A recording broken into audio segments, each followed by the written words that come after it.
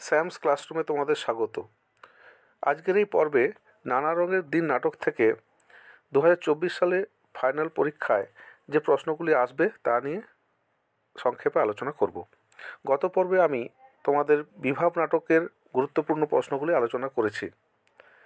যারা এখনও দেখোনি তারা ওই পর্বটি দেখে নাও।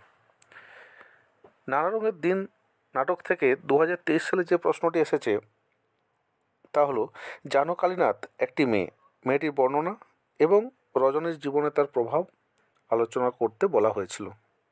এইবারে যে প্রশ্নগুলি খুবই গুরুত্বপূর্ণ সেগুলি হলো, আমি রোজ লুকিয়ে লুকিয়ে গ্রিন রুমে ঘুমোই চাটুর্যমশাই, কেউ জানে না। কোন নাটকের অংশ? বক্তাকে, তিনি কেন গ্রিন রুমে ঘুমান? পরের যে প্রশ্নটি আছে, নাট্যাভিনয় একটি পবিত্র শিল্প, অথবা এই পবিত্রতার নামাবলীটা সেদিন হঠাৎই ফাঁস হয়ে গেল আমার সামনে। বক্তাকে, বক্তার এই মন্তব্যের কারণ আলোচনা করো।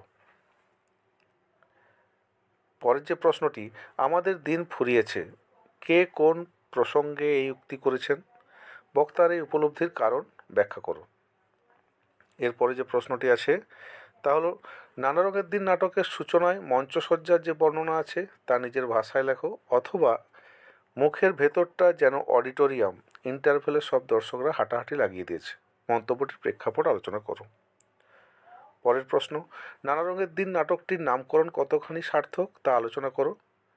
দেখো, এরপরে যে প্রশ্নটি অথবা দিয়ে দিয়েছি, একটু পার্থক্য আছে, তবুও এই প্রশ্নটির সঙ্গে বেশিরভাগ উত্তরটা একই, খালি একাঙ্ক নাটকের সংজ্ঞাটা আলাদা করে তোমাকে দিতে হবে, তাই অথবা দিয়ে এই প্রশ্নটি দিয়েছি।